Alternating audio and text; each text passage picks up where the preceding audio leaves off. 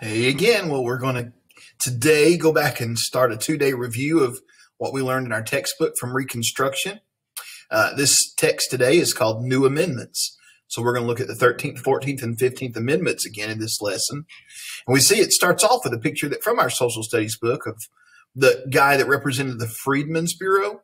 Remember the government agency that tried to go to the South and keep peace and also help people who had been hurt during the war. Help the slaves find jobs and find places to live and give them some food and medicine and schools for them. So that's a review already of something we've learned. So we're going to read through this text together, and then you'll have some questions for it today. So let's dig right into new amendments. For 4 long years, the United States was not united. For 4 years, Americans lived in a torn union. When the war was over, the country had to be put back together. The years between 1865 and 1877, when the former Confederate States rejoined the Union, is known as Reconstruction. There were many plans put forward for how this would work. Back in 1863, President Lincoln suggested a plan to allow former Confederate states back into the Union that was very forgiving to those Confederate states. Under Lincoln's plan, a state could be admitted if only 10% of its voters pledged loyalty to the Union and if the government of the state banned slavery. Remember, that was Lincoln's plan. At the time, Congress rejected Lincoln's idea, and no Confederate states took advantage of his plan anyway. By 1865, no one was sure what Lincoln's new plan for restoring the Union was. Lincoln was about to announce his new plan for restoring the Union when he was assassinated. When Andrew Johnson became president, members of Congress had different ideas about how former states should be readmitted. Some congressmen thought the most important thing was to allow former slaves to vote and to give former slaves an education, something that a federal agency called the Freedmen's Bureau was set up to do. Others, who became known as radical Republicans, wanted to take land away from former slaveholders and give it to the slaves. The foundation of the South's institutions, both political, municipal, and social, must be broken up and relaid, or all of our blood and treasure have been spent in vain, wrote Thaddeus Stevens, a congressman from Pennsylvania. Stevens and other radical Republicans proposed giving every former slave household 40 acres and a mule. 5 words that got many former slaves excited. Give them 40 acres and a mule, that would be a lot of land. And a mule to help start digging some crops. Most members of the Democratic Party, on the other hand, didn't want to force this much change on the South. They wanted to see the Southern states return to the Union as quickly as possible, even if it meant that former slaves didn't get the right to vote. To the surprise of many people, President Johnson agreed with the Democrats. During Johnson's 4 years as president, he argued against the radical Republicans over various plans for readmitting the states. The fighting between Johnson and the Congress got so bad that in 1868, the House impeached Johnson, which means it took the first step toward removing him from office. However, the motion to remove Johnson failed in the Senate, and he finished out his 4-year term. So remember, we've got 3 different ideas of what Reconstruction could look like. Abraham Lincoln had a plan to get the Union back together, but he was killed.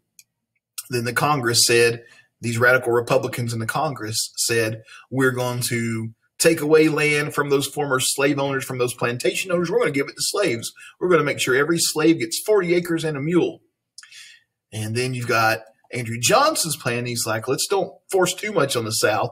Let's make sure they come back and be part of the United States first. And so you've got an argument then between Congress and Johnson. So they impeach him, but he stays in office. Congressional Reconstruction. Congress did not take land away from slaveholders and give 40 acres and a mule to every former slave household, as the Republicans wanted, the radical Republicans wanted. But it did take over Reconstruction. In March 1867, Congress declared that former Confederate states could not rejoin the Union until they had passed 2 new amendments to the U.S. Constitution, the 13th and the 14th. The 13th Amendment abolished slavery. It had actually been proposed by Lincoln long before his death and passed by Congress months before the end of the war. The 14th Amendment extended the American citizenship to former slaves. It was not passed by Congress until June 1866. Congress also sent U.S. Army soldiers back to the South, and these troops made sure that former slaves were allowed to register to vote and did vote. In fact, during Reconstruction, 14 African Americans were elected to the U.S. House of Representatives and 2 to the Senate, the best known being Hiram Revels of Mississippi. Here's his picture right here. In 1868, former U.S. Army General Ulysses S. Grant, a Republican, was elected to succeed Johnson as president. Remember, Ulysses S. Grant was the general leader, the general of the Army during the Civil War. So people knew who he was. During Grant's term, many Southern states agreed to the 13th and 14th Amendments and were allowed back into the Union. Alabama, Florida, Louisiana, North and South Carolina rejoined in 1868. Virginia, Georgia, Mississippi, and Texas in 1870. Republicans then became convinced that another amendment was needed to address the matter of allowing African Americans to vote. That idea became the 15th Amendment, and it became part of the Constitution in 1870. So this lesson covered both Reconstruction and those 13th, 14th, and 15th Amendment. Let's review those amendments. 13th Amendment outlawed slavery, no slavery in the United States.